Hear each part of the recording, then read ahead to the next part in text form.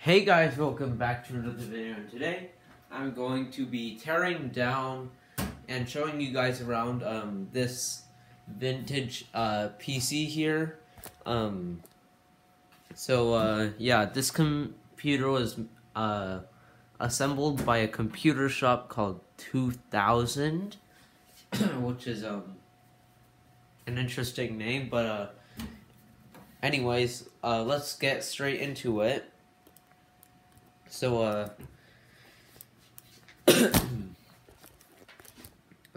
my stand. So as you can see here, this has an interesting way of opening up, and it's not that you unscrew it and then you pull it from the side. You just push this little lock handle here, this handle, and then you push down, and then there you go. It's open. And, yeah. So if my camera can focus here, can see that this thing has a lot of bad capacitors on it, but as you'll see in later in the video, this computer actually still works just fine. And, I will replace the capacitors on this, motherboard at some point, but I'm not gonna do it now. So, yeah. So, let's just take a look at the outside first. You have a creative CD-ROM drive. This is my CD-ROM drive. The original one in here was dying and would stop reading discs after a while. And, here's a floppy drive. So, just your standard 3.5-inch floppy drive. And you have some LEDs down here, and power LED, reset switch, hard drive LED, and I'm not sure what this LED is for. It's some star thing. I'm not sure if it stands for Energy Star or something, but yeah, it's pretty interesting. And now onto the back. So we have two PCI cards down here. One of them is just connected right to the motherboard. That's the serial port, COM port. We actually have two because there's one integrated onto the board and one right here. So we have an Ethernet card and a modem. That's it. So everything else is integrated onto the motherboard. And so we have two PS2 ports here, one of them for the keyboard and obviously one for the mouse. Got two USB 1.0 ports, and then serial printer port, game port. We've got the video port, and then some audio ports. And then of course you got the power supply, and at first I thought this thing couldn't turn on because of the bad capacitors, but turns out it was just a dead power supply. So, yeah, I just put a spare ATX one that I had laying around, and that works just fine. And, I guess we can open this side too. This side doesn't really have much on it, on this side, except for these, two stickers that originally came pasted onto this computer. It obviously it belonged to a company of some sort, that some small company business. So I just put those there just in case I needed them. I probably won't, but they're just there. So yeah. Now we can put this onto the side, and then we can take a look. So that's the CD-ROM drive. Here's the hard drive. It's a quantum hard drive with Windows 98 SE, and it is missing some drivers. Hopefully I can get them. It does have the video drivers, which I cannot live without of. But here's the memory, RAM, whatever you call it, and then here is a They're both 64 megabytes, which is more than enough for Windows 98. So yeah, a total of 128 megabytes of RAM, which is nice. And then just get my screwdrivers real quick, and we can get some of these cards out now. So we can just unscrew them.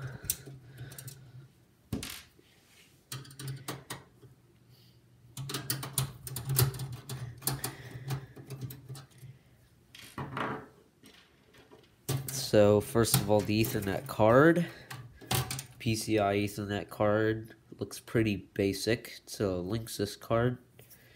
So yeah, pretty basic looking card. And then we have a PCI modem, which actually has a PC speaker on it, which is cool. So yeah, just your basic modem here. This is, what brand is this? I don't know. Could this be wrong? I don't think so. But yeah, it's just a modem, and this is just a serial port. You could use this with any serial device, serial mouse or something. Just yeah. And then yeah, let's get the hard drive out by disconnecting these IDE cables and Molex connector, and then we'll just take the whole thing out because it's easier. There we go. So yeah, we'll get this out in a second. And then you can see there used to be cable management, kind of fell out of place up here. But yeah. Anyways, let's get this floppy drive out. This power cable here is being kind of stubborn.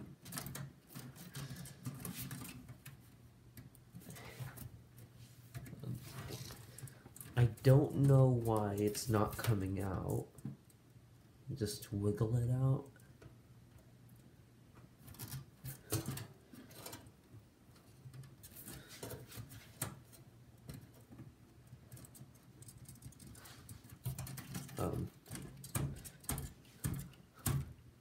No, that's gonna damage something.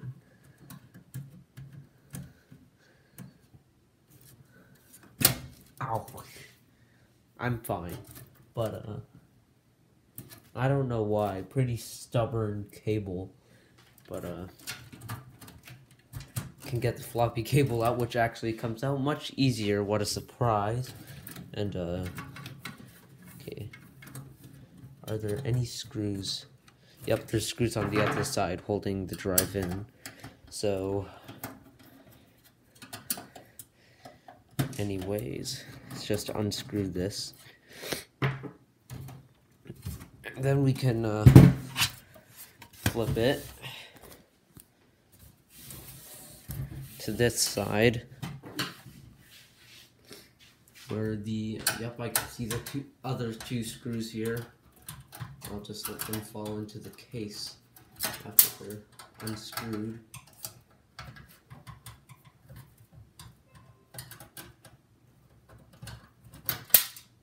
Okay, so now we can get the drive out. I'll keep the computer standing up because so we need to get the CD-ROM drive out. But here's our Mitsumi floppy drive. So it's a really nice floppy drive. Anyways, gotta get these other screws out. So just put those with. No, those are the. What? Wait. Okay. Yeah. Okay, they go there. And time to get the CD-ROM drive out. So unplugging Molex IDE and audio cable can start to unscrew the drive.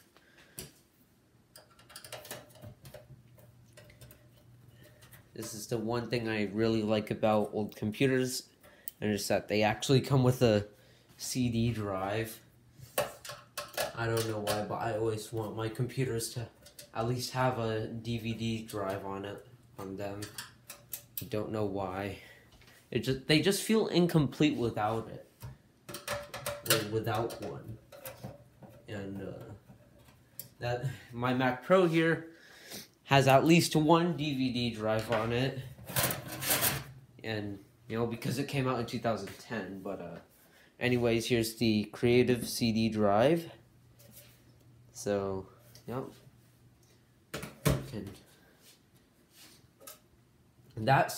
This Creative CD drive came out of one of my parents' old computers that they gave away or threw away when they were moving to the US. I don't know why they took it. They could have just left it inside it.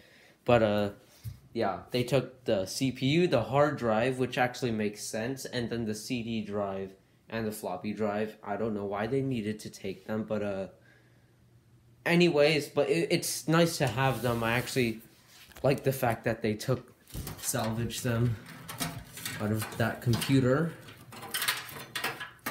And yeah, now we got a IDE cable. This one is for the CD drive. This is the hard drive cable, and then finally the floppy drive cable, and then the audio cable, which uses this header for the motherboard. And then we've got a Molex fan here. Can disconnect the CompUSA power supply. You can see it doesn't really fit in properly. There's supposed to be a bracket up there also holding the power supply in, but of course this power supply doesn't have any screw holes, as you can see from under there. These two holes don't fit the bracket. They're not even screw holes, so I can't really mount it in the bracket. So just unlatch these here. And yeah, so I think it's about time we should get this motherboard out. So I gotta remember that blue goes on the top left, and then this green 3-pin one goes right next to it. And then, yep, that goes right under that. So wait, I gotta remember. Okay, I remember where those three go. And that goes right underneath it. Alright, I think I should remember where those all go. So, it's time to unscrew the motherboard. Then we'll take a look at those bad capacitors.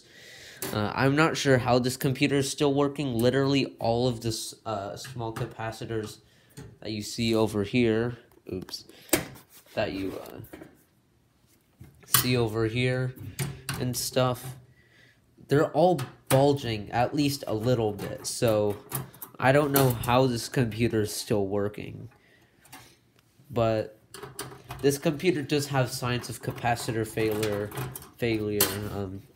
There's a weird noise coming from it every time it's on, and apparently if your computer has a bad capacitor, it's not as power efficient.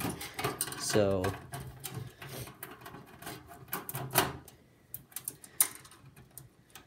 but we'll turn this on and take a look around the operating system, which is just a basic install, custom install of Windows 98 SE, 2nd edition. So yeah, just not much around it except for the extra stuff that's been installed onto it. And then now the motherboard should come out. Yep. And this power supply is just a CompUSA power supply, so I don't think there's much to look at power supply aspect. And yep, here's the motherboard, and I think this one is a gigabyte motherboard. Yeah, I think so. But anyways, let's just take a look at the CPU here. This one I think is an AMD K6-2, if I'm correct. Yep, AMD K6-2. So, pretty common CPU for the time.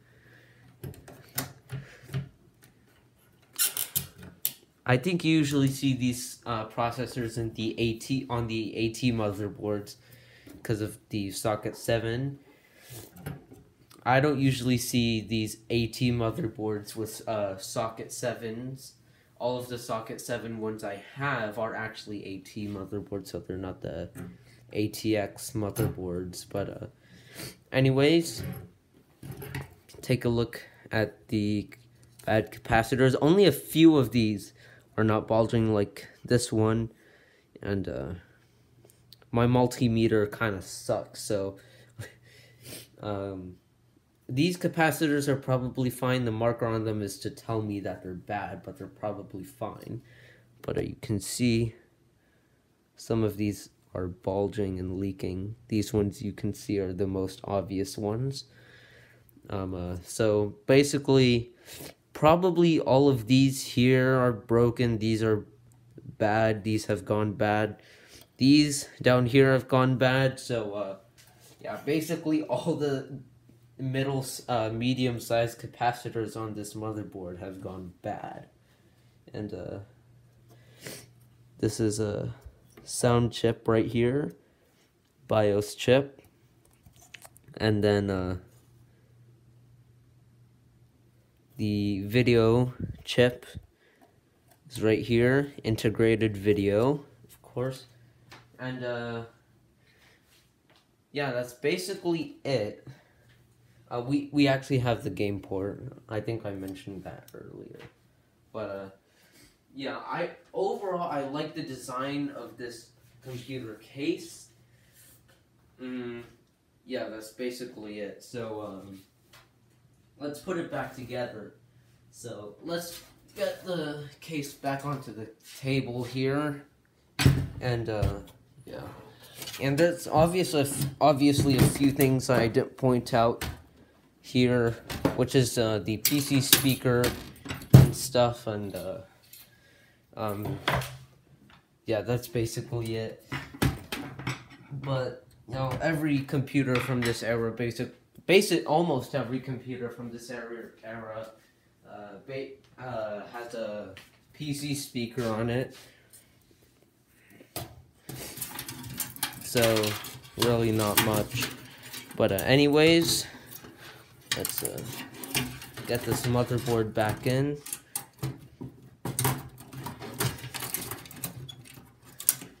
And then, yeah, let's get this heatsink back on.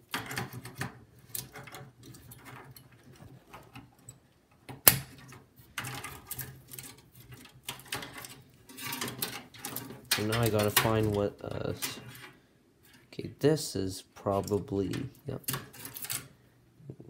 Wait a minute. Okay, so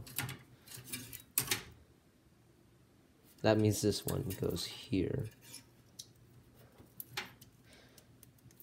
And now it's time to connect all the stuff back up. So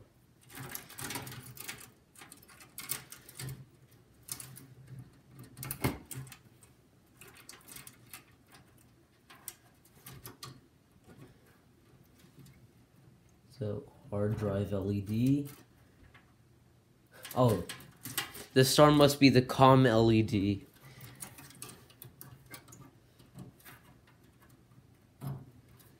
and a DC switch. Okay. Actually, wait, I think the DC switch and the other thing are swapped around.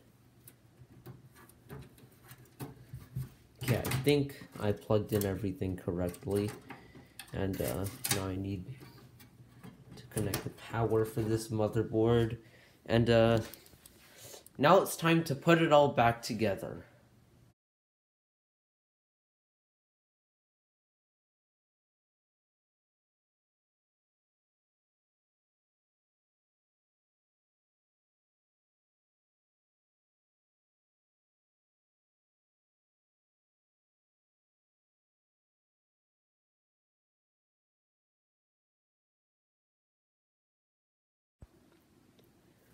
Okay, so so the computer is mostly back together.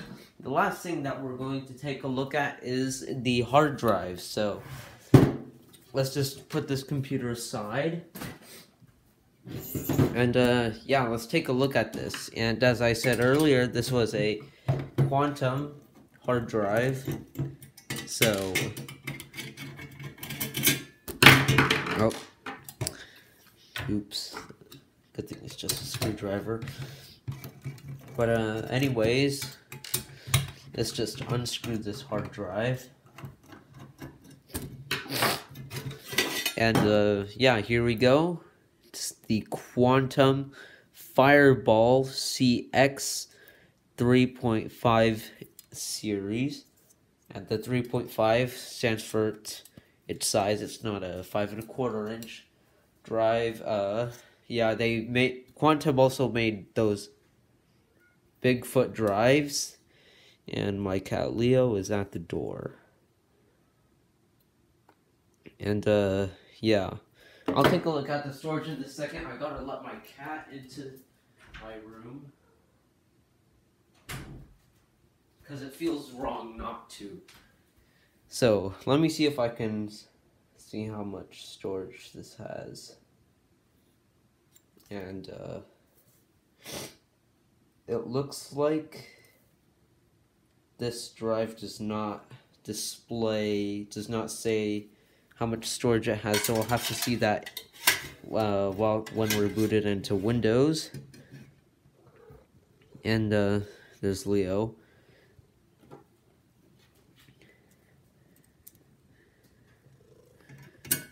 So now we can just screw the drive in while Leo shakes the camera or iPad, whatever you want to call it.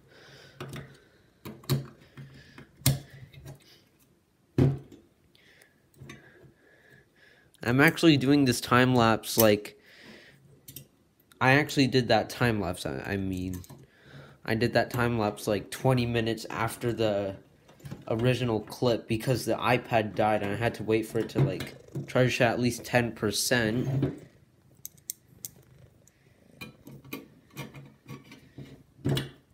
So, yeah, quantum hard drive. And I gotta move Leo out of the way. I need to put the computer on the desk. And this is supposed to go on top of the BIOS chip. I'll stick that down later. And now we can install the hard drive. Oh, wrong way. So let's just slide the caddy in there, and then now I can screw it in.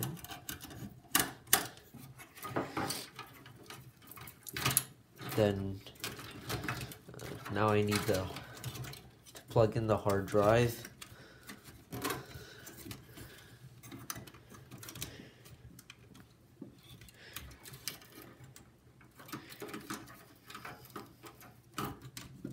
There we go.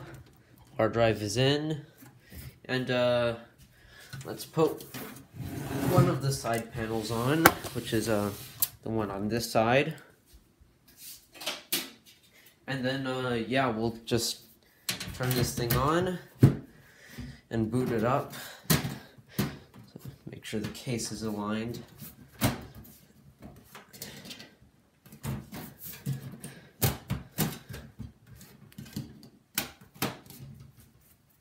So, yeah, let's give it a test to make sure the computer's still working. So let me just hook it up here real quick.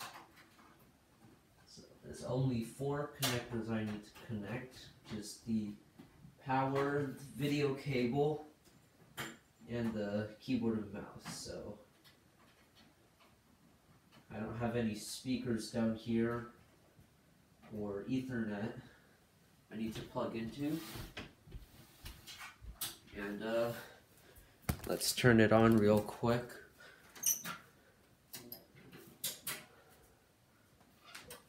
And if the computer has power on it, so.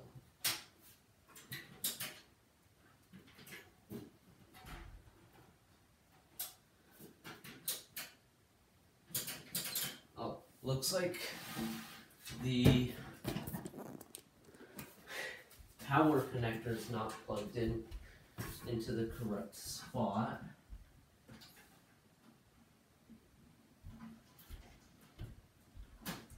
So that's the DC switch. And let's unplug this floppy cable. I'm doing this off camera because why not?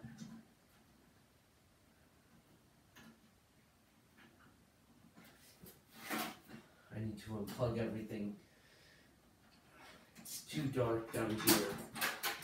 And the position is not the best. So let's just readjust.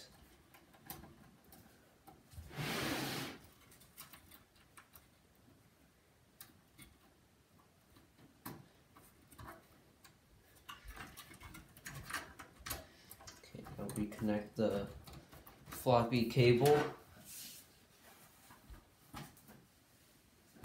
Now I can hook it up.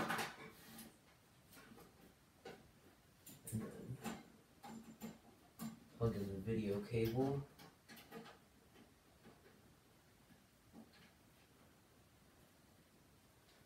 And then the mouse, and then keyboard. And it should turn on now. Yep, just had 2 cables mixed up. And it looks like I plugged in the floppy cable the wrong way as well too. So I think I've got the floppy drive end plugged in correctly. I just poked myself and then might go in this way. Okay. Alright, now I think I've got it plugged in correctly. And it's turning on, of course. And there's my stand.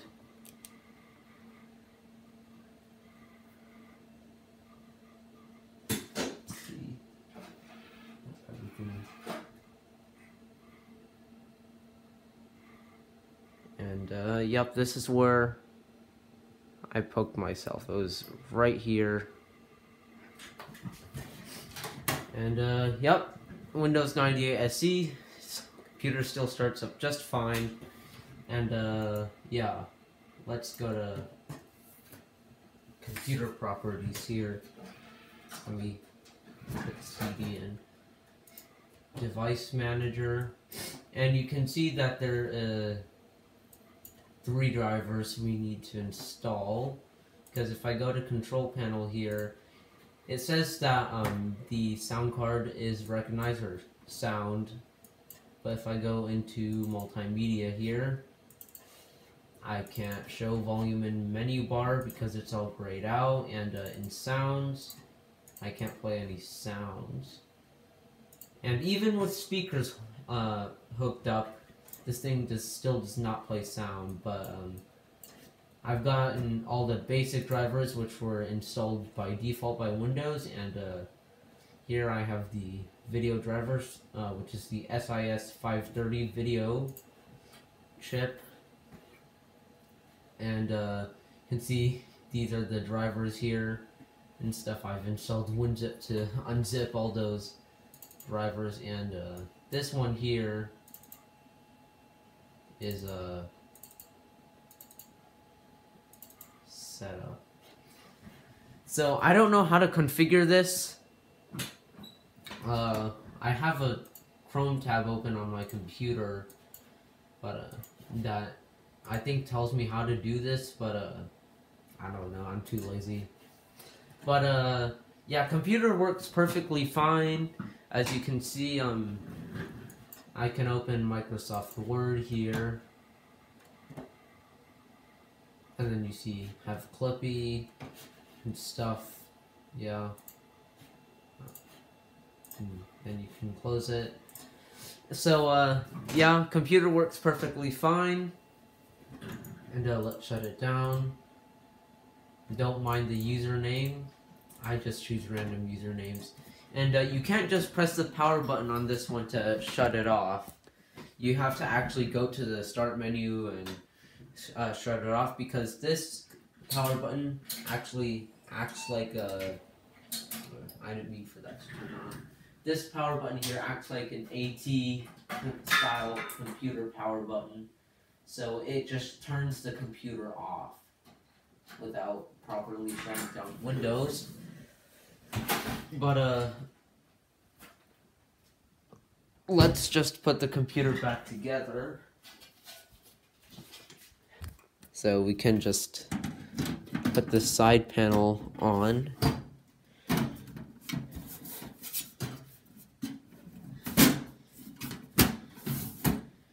And then you can pull it up and then lock it.